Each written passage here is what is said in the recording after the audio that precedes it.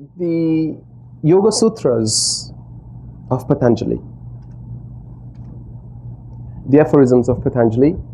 The very first aphorism is Ath Yoga Nushasanam. Ath means now. Yoga means the art, the ability to join with your pristine consciousness, with your primal consciousness. Anushasan is discipline. I want to tell you something at the outset. Good meditation or intense meditation is never enjoyable. Please don't expect any joy out of meditation. That only comes from bad meditation. Because you're sitting, maybe listening to nice music, and you're just thinking a few things, and you get up all nice and happy and say, wow, that was good meditation. That meditation or such meditation will only bring about 1% change in your life. Such meditation cannot bring any changes in your life because that is not really meditation. You are just sitting. There were two ladies, I think I wrote on my blog a while ago, and they met after a long time. And one said to the other, how are you doing these days? She said, I'm doing just fine. And she said, how's your son? Oh, he's doing great too, she said. Is he employed yet? She asked. She said, no, he's not employed, but he does meditation these days. And she said, what's meditation? She said, you know what, I don't know. I guess it's better than sitting around and doing nothing. She said, I don't know what's meditation, but I suppose it's better than sitting around and doing nothing. And that's exactly what meditation is, though. It's learning how to do nothing. All our lives, we have been conditioned to believe that you have to do something to be something. That somehow you always have to be doing stuff for you to feel productive. But do you actually know, research states that there are great health benefits if you're lazy. If you don't do anything, it's actually very healthy.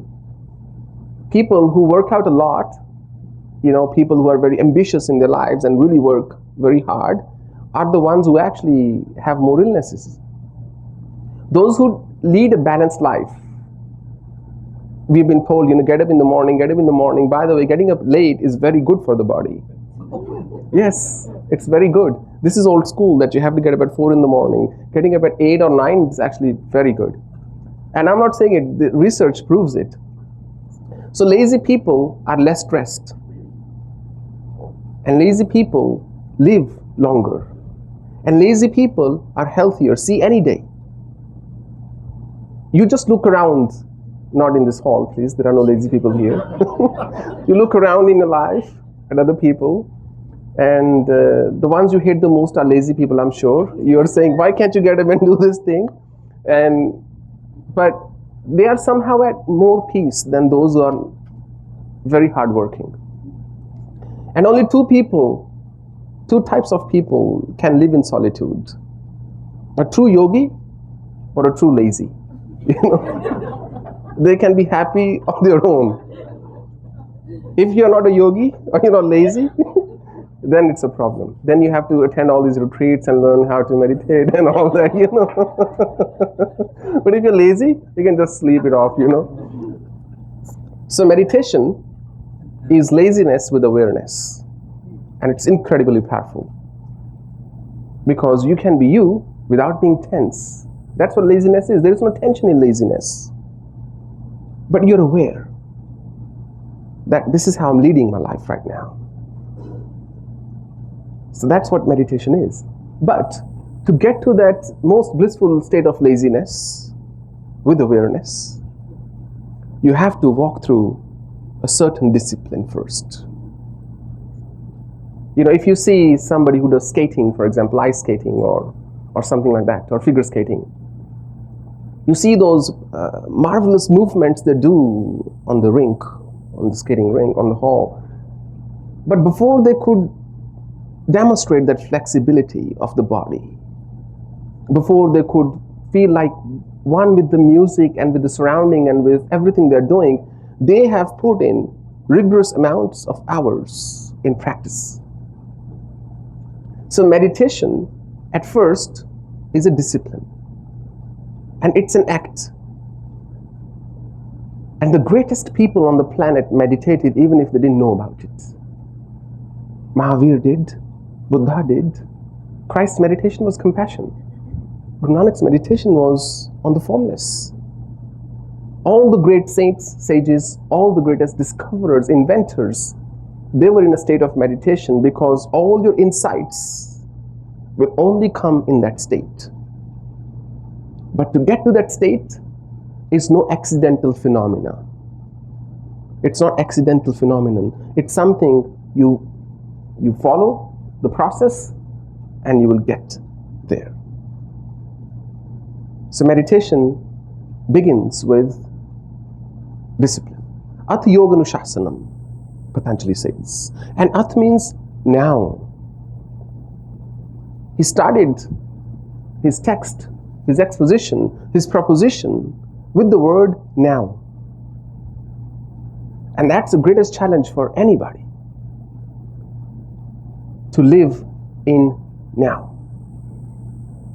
And that's why we enjoy reading good books, or you enjoy watching a good movie, or you enjoy listening to a good talk, because you are able to live in now when you are doing that.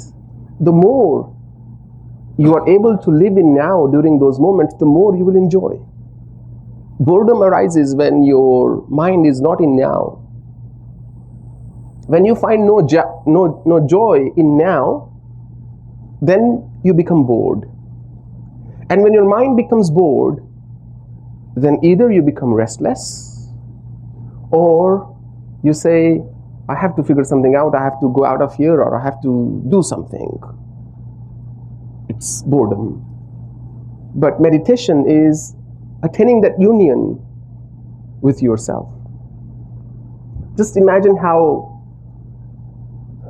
attached we are to this conditioning that we are forever going to see other people. In one of the first eulogy that we sang, there was a word that said Shrimat Sabha Naikam, that Mother Divine, as the pristine energy in you, is presiding over a congregation, a group. You are forever in a group. You have come here to listen to somebody. You turn on the TV to listen to somebody. You go to a movie to listen to somebody. There's always some person in your life. And when you are on your own, you're still with your thoughts. You're never really alone. And meditation is learning how to be alone. Because if you can learn to be alone, I promise you, you will never be lonely. If you're not lonely, there is no unhappiness at all in life. And that's what meditation is about. It's discipline. Somebody asked me last time when I was here, she said, Swamiji, can you read minds of other people? I said, I lost interest completely, because all I saw in people's minds are other people. When I walk into anybody's mind, it's full of other people. There is nothing of their own there. It's full of people. They are not alone. I can't have a conversation with them in their mind. It's full of other people, you know. People have more people in their heads. And I have plenty outside. I don't have to go into your mind to see more people. And when you can filter out those people in your head, then the noise gets filtered out. And when the noise gets filtered out, then you hear the music. That's really the only difference between music and noise, right? If you hear something that you want to hear or you're expecting to hear, that's music. When you hear something that you're not expecting, that's noise. Between that expectation and want is the music. And there is no music without quietude. That quietness of the mind comes from meditation. And meditation alone. Or you are totally absorbed in doing some activity that you absolutely enjoy. Maybe that is also a good way of keeping yourself engaged. But meditation is not about engagement of the mind. Meditation is about freedom of the mind. When you go beyond engaging it in an activity. So in the beginning, when you're following a discipline, meditation is what you do. At that time, meditation is a verb. It's an act. It's an action you perform. But when you keep doing it, and as you begin to champion it, it becomes a phenomenon. It is something that happens to you then. It becomes a state of mind. Meditation is not anything anymore that you do then. You become meditation, you live in meditation, you become the object of meditation. And that union is called yoga. That's the meaning of yoga. Yoga is not about sitting there and stretching your limbs here and there and all those postures alone. That's only one tiny aspect of yoga. Yoga is rejoining yourself, going back to your source, connecting yourself with what you have lost. Because from the moment we are born, we are constantly compared with somebody else. Be like this person, be like that person. This person should be your role model, or look at him or look at her. Be like him or be like her. This is not good enough. You've got 80%, not good enough. You should have 90%. You got 90%, look at him. It's 95%. Rumi used to say, maybe what you're searching in the boughs, what you're searching in the branches of a tree, you say maybe what you're searching in the boughs can only be found in the roots. So we are searching in the experiences of life, a sense of happiness, maybe a bigger car, maybe a bigger home, maybe a better person, maybe a different career, maybe this skill, maybe that talent, maybe another country, maybe this food, maybe a certain lifestyle will make me happy. But it won't. Maybe temporarily. Because happiness is about uniting with yourself. And when you do that, then you get to the roots. Urdu moolam ada shakha mashvatham prahuravyam. Chandasi yasya paranani yastam veda saveda vita. This is an inverted tree, Krishna says. This tree of life is inverted. Everybody is like a tree. These are the branches. Your limbs are the branches. And the root is here, urdhva moolam. The root is up.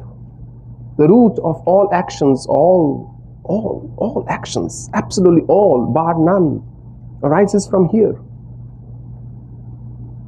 And meditation is getting here and wiping it clean.